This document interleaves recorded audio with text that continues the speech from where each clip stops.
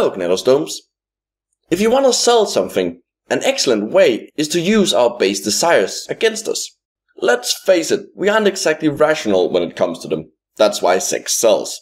However, there is something even more effective than appealing to our instinct to procreate, and that's appealing to the instinct to take care of the result of it. Parents are willing to spend a lot of money and or energy if they think it in some way protects or helps their child. Don't get me wrong, that's a good thing. We wouldn't be here without it. But it's also easily exploited. Old med idiots know this. Just look at the anti-vax movement or the horrific industry that is autism cures. Both of those are a bit dark though. So instead, let's look at a product marketed at parents that could potentially kill babies. How do amber teething necklaces work? Oh no you don't. No spoilers. I'm not gonna give away the rest of the video just because you ask a rhetorical question in the first 2 seconds. I'm not debunking anything before you give me some stupid to work with here.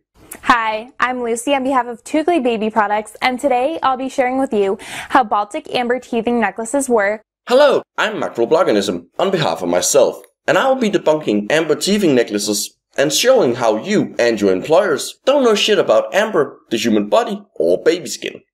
To help babies and new parents deal with the pain and discomfort of teething. Neither of which are actually that bad. Since teething usually starts when the child is around 6 months old, we can't exactly ask them how they feel.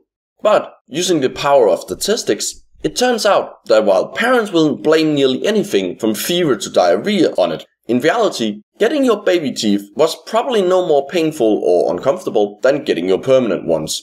It also doesn't last nearly as long as some parents seem to think. Each tooth takes about a week to emerge. And it takes around 2 years for all 20 of them to do so. If you do the math, that's an average of just under 1 week a month.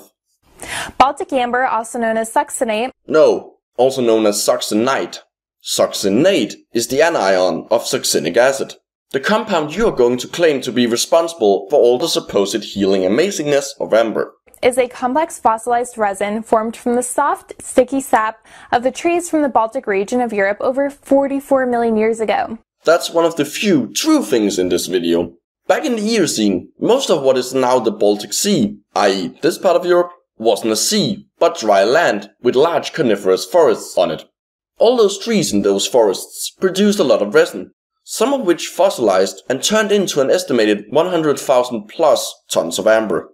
For centuries, amber has been appreciated for its color and natural beauty. That's one of the other few true things in this video. Amber was, and still is, treated as a gemstone because, well, it's pretty. Doesn't make it magical though. And recognized throughout many parts of the world as a natural healing agent. Good for them, I guess. Too bad there's no evidence for it.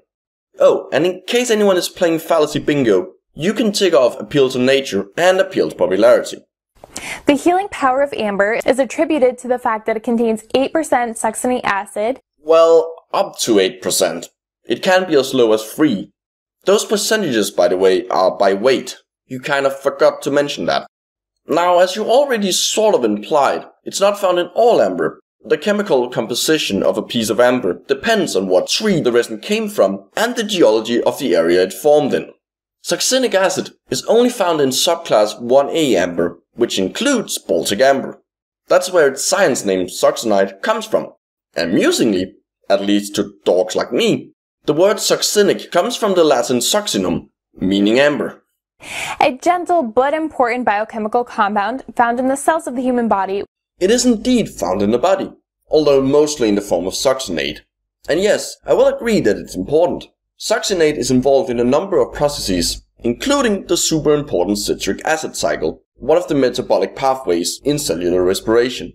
But how can a compound be gentle? What exactly does that mean? Are you trying to say that it's relatively non-toxic? Because it is. Also, since we're already asking questions, how is being gentle in contrast with being important? Which improves health and metabolism. Okay? Again, what do you mean by that? Saying it improves health and metabolism isn't useful. The terms are so general and vague that it doesn't tell us anything. The health of what? Which metabolic pathways? You could replace them with makes you all better and stuff, and it wouldn't change a thing. So how does amber help with teething? Simple. The instinctual desire of parents to help and protect their children, confirmation bias towards the belief that this will help said children, and possibly a little sunk cost fallacy, work together to make parents think that it's working. Okay, maybe simple wasn't the right word, but that is how it works. It's all in the parents' heads. People like you have told them it works, they believe it will work, and due to cognitive biases, perceive that it does. Probably also helps that they are likely to be sleep deprived and that their brains are pickled in love and take care of this tiny human juices. Basically all the same things that made them think teething was such a big problem in the first place. So, how do you think it works? Well, the amber teething necklace comes in contact with your baby's skin, and the necklace is warmed, so this stimulates the amber to release small quantities of the succinate acid. Yeah, apparently the child isn't supposed to put the necklace in their mouth, which was my initial thought. No, they just need to wear it. In any case, yes, putting something that's room temperature on something that's hotter will warm up the first something. So far, so good. It's when we get to the second part of that clip that we start running into problems. Problems like, how exactly is this succinic acid being released? It can't be that the body heat is melting it. It has a melting point of 186 degrees Celsius, and babies generally don't reach those temperatures, at least not for more than an hour and 15 minutes.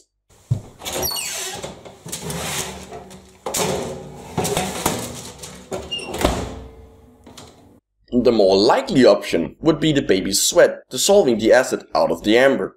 Succinic acid is water soluble, and it still technically counts as having something to do with the amber being heated. Of course, if all it takes is a bit of water, that raises the question of how the hell the succinic acid stayed inside the amber for millions of years. In fact, the whole idea that putting amber next to a baby would do much of anything starts feeling more than a little like stupid when you remember just how old the amber is. If spending the better part of 44 million years on the ground didn't do it, it doesn't matter how unique or special your child is, they're not gonna do it either. Which are then absorbed into the body. Drugs delivered through the skin like this are called transdermal medications, not to be confused with topical meds, which only treat the area they're applied to. Transdermal ones enter the bloodstream and affect the whole body. Both of them are fairly hard to make, because one of the functions of your skin is to keep the outside from mixing with your insides. How easy it is to get a compound through the skin depends on its chemical properties. For most drugs, just putting them on the skin aren't going to be enough. Succinic acid falls into that category. A pharmaceutical company would try to solve this problem by mixing the drug with other compounds to help it. You don't have that option, because natural treatment or something, and so are left with the only other option, ignoring it. But wait, it gets worse. Transdermal absorption also depends on other factors, like surface area. The more contact you have between the skin and whatever you're using to deliver the drug with, the better. You messed that one up. Not only is the necklace not that big to begin with, but you also picked one of the worst shapes for the beads. Spheres. Well, potato-shaped. And then there's the issue of concentration. Generally speaking, the more molecules you have of your drug, the easier it is to get through the skin. And oh boy, this is where the idea really starts falling apart. A typical amber teething necklace weighs somewhere around 30 grams. Assuming that all the amber starts out with the maximum 8% succinic acid, then one necklace contains 2.4 grams of it. Now that might sound like a lot at first, but remember, a child might be wearing it every day for 2 years. That's 730 days, leaving us with only 3.3 milligrams a day. Of course, that amount isn't going to be released all at once. That's just how much is going to slowly leach out of the amber over the course of a day. The actual amount dissolved in the baby's sweat at any given moment would be absolutely tiny. Would be, because all of this is assuming that the power of baby somehow allows all the succinic acid to be drained from the amber. The actual real-world concentration is gonna be so small it makes homeopathic salt taste like the Dead Sea by comparison. Because the succinate acid is a natural analgesic, it's not. Or at least I couldn't find any studies saying it is. Or any looking into the question for that matter. Yeah, apparently it's so implausible that no one has even bothered looking into it. But let's roll with it and pretend that it is for a moment. The average 6-month-old weighs 7.5 kilograms.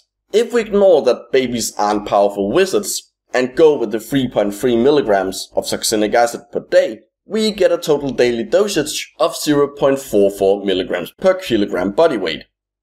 That's not a lot, but according to you, it's more than enough to relieve mild pain for 24 hours. For comparison, you need over 100 times as much paracetamol to do that. And yet, despite being this powerful, somehow succinic acid is classified as generally recognized as safe by the FDA and is used as an additive in foods and drugs, but not as a drug itself. Do you seriously want me to buy that? Furthermore, since succinate is naturally occurring in the body and easily utilized by it, and the amounts released by the amber would be something like 18 micrograms an hour, the actual increase of it in the body is gonna be absolutely stupendously tiny. Now, given that the concentration of succinate varies a fair bit depending on the amount of oxygen available and the level of physical activity, you would think someone would have noticed the effect of it at some point. It's a bit strange how your treatment only works if I buy it from you. Its absorption reduces pain, inflammation, and drooling that come along with teething. Wait, what? Analgesics treat pain, so I get that part. But how would it being one make it treat inflammation and drooling? Also, can you explain how a compound classified as a skin irritant and known to lead to an increase in pro-inflammatory cytokines treats inflammation? And has a soothing effect on your baby. You know, I gotta give it to you. You really know how to sell the idea of sedating a baby with an untested pain medication. It's quite impressive. Which will help both of you get back to your normal routine. Have you met babies? Being upset, crying, and refusing to sleep is their normal routine. Why do you think the doll behind me has a speaker in its crotch? When buying an amber necklace, make sure that you choose one that has been designed with safety in mind. Yeah, I've been meaning to ask you about that. Putting a closed loop of string around the baby's neck seems like one of those intuitively terrible ideas. The health authorities of several countries have issued warnings specifically against teething necklaces, and practically all of them advised against putting anything around the necks of young children for the obvious reason that it's dangerous. Not only is there a risk of the necklace getting caught on something and strangling the child, in the event that it breaks, you're left with a bunch of small pieces for the child to choke on. And now's the time that I have to tell you that sadly, this isn't some hypothetical risk. Children have died because of these fucking things. That's what prompted those health authorities to issue those warnings. And somehow some people have the nerve to ask, what's the harm? Let people use alternative medicine if they want to. This is the harm. Dead children. It should have both a secure clasp to keep it from coming undone. You have got to be fucking kidding me. Your idea of safety was to design a necklace that is less likely to break from the force of a struggling 1-year-old. Fucking brilliant. Why don't you just make them out of lead? Also, why sell it as a necklace in the first place? If it just needs to touch the baby's skin to work, there's no reason for it to be around the neck. What kind of moron sells a product that's unnecessarily unsafe? As well as safety knotting between each bead to prevent the beads from scattering in the unlikely event that the necklace is broken. Oh, so instead of a lot of small pieces for the baby to choke on, it's one big piece for the baby to choke on. Got it. You know, I don't think grieving parents give a whole lot of fucks about the size of the object responsible for the death of their child. They tend to have other, more important things on their minds. If you'd like to know more about the benefits of Baltic Amber for your baby, please check out the link at the bottom of this video. And then put it up for adoption so that it gets a chance to get parents who won't put its life at risk because some lady on the internet said something about Amber. That's all for now. This has been Lucy on behalf of Toogly Baby Products, and I'll see you again soon in another video. No you won't. Not just because I'm not expecting a lot of my audience to go look up your channel. It's mainly because this video is 3 years old and the only thing on it. And it's not because the company doesn't exist anymore. That's still going. Apparently it's just that they can't even say goodbye without getting something wrong. See you next time, Gnatostomes.